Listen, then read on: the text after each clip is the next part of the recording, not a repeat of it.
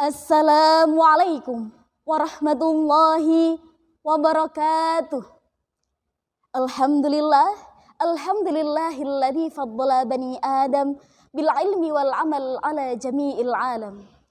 Wassalatu ala Muhammadin sayyidil arabi wal ajam wa ala alihi wa sahbihi ajma'in. Amma ba'du. Dewan Hakim yang arif dan bijaksana, sahabat dai-daiyah yang cantik dan tampan mempesona.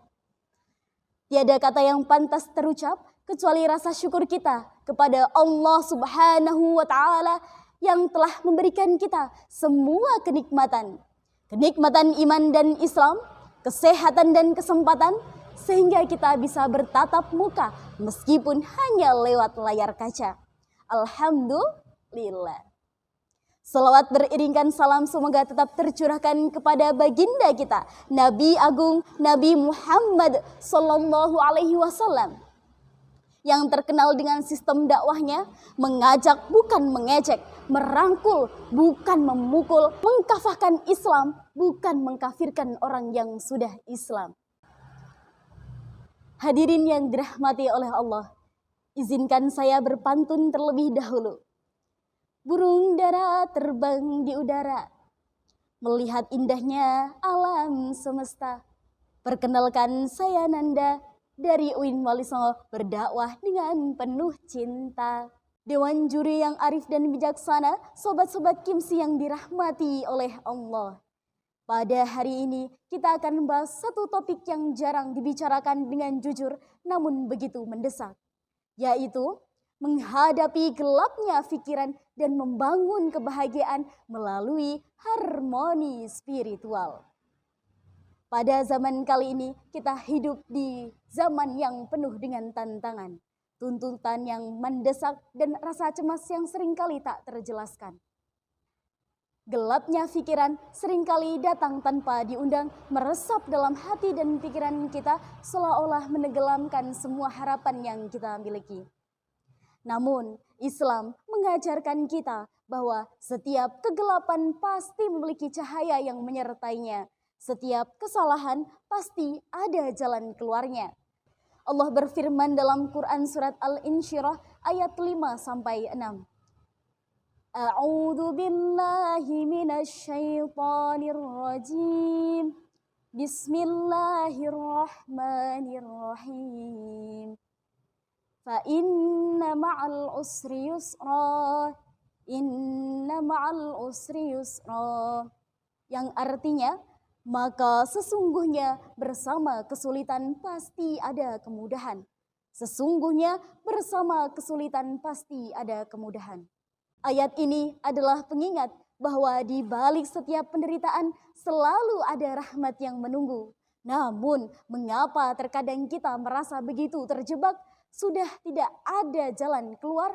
Disinilah pentingnya spiritualitas dalam menjaga harmoni jiwa dan pikiran. Dewan juri dan sahabat-sahabat Kimsi yang dirahmati oleh Allah. Di dalam psikologi tentu kita sudah tidak asing dengan kata burnout atau kelelahan mental, yaitu kondisi di mana seseorang benar-benar terkuras secara emosional maupun fisik. Banyak mahasiswa, para pekerja, dan bahkan orang-orang di sekitar kita yang dari luarnya nampak baik-baik saja, akan tetapi dalam hati mereka terdapat kekosongan yang begitu mendalam, yang bahkan bisa menimbulkan depresi atau pikiran untuk melakukan bunuh diri. Na'udzubillahi min dzalik. Dalam statistik sudah terdapat angka kenaikan mengenai kasus bunuh diri dan percobaan bunuh diri di kalangan anak muda sekarang. Lalu, apa yang dapat kita lakukan dan bagaimana Islam memandang hal ini? Dalam Islam, kehidupan merupakan amanah dari Allah Subhanahu wa Ta'ala yang kita harus memanfaatkan sebaik-baiknya.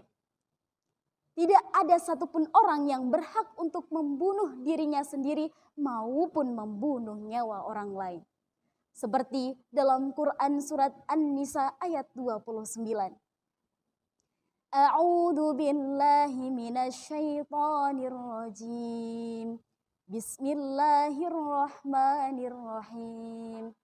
Wala taqtulu anfusakum innallaha kana bikum rahima. Yang artinya, dan janganlah kamu membunuh dirimu. Sesungguhnya Allah Maha Pengasih kepadamu. Bunuh diri bukanlah solusi, karena ia hanya menyelesaikan masalah di dunia dengan cara yang keliru. Namun meninggalkan luka yang lebih dalam untuk diri sendiri di akhirat dan untuk orang-orang yang mencintai kita. Dewan juri dan sobat Kimsiku, izinkan saya untuk bernyanyi sejenak. Bila hati terasa sedih, bila jiwa terasa hampa, mungkin kita sudah lupa berzikir tenangkan jiwa. Ketenangan yang datang mengingat Allah adalah benteng yang melindungi kita dari gelapnya pikiran. Pikiran kita mungkin dipenuhi dengan kelemahan, kekhawatiran, ketakutan. Namun hati yang selalu terhubung dengan Allah akan mampu menghadapi semua itu dengan sabar dan tenang. Rasulullah Shallallahu Alaihi Wasallam bersabda, sungguh menakjubkan urusan seorang mukmin. Semua urusannya adalah kebaikan. Jika ia mendapat kesenangan, ia bersyukur dan itu baik baginya. Dan jika ia mendapat kesulitan, maka ia bersabar dan itu pun baik baginya. Hadis riwayat Muslim.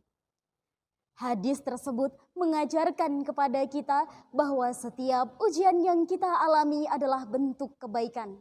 Selama kita mampu menghadapi dengan dua kunci utama, yaitu syukur dan sabar. Inilah esensi dari harmoni spiritual, di mana kita tidak hanya pasrah pada takdir, tapi kita turut aktif berusaha untuk tetap tenang dan ikhlas menghadapi setiap lika-liku kehidupan. Sebagai penutup, marilah kita renungi bersama-sama bahwa kebahagiaan bukanlah tujuan akhir, tapi proses perjalanan yang harus kita bangun melalui harmoni antara jiwa, pikiran, dan spiritualitas. Jadikanlah Allah sebagai sumber kekuatan kita, jadikanlah Al-Quran dan Sunnah sebagai pedoman kita, dan jadikanlah sabar serta syukur sebagai dua pilar utama untuk menjalani kehidupan kita.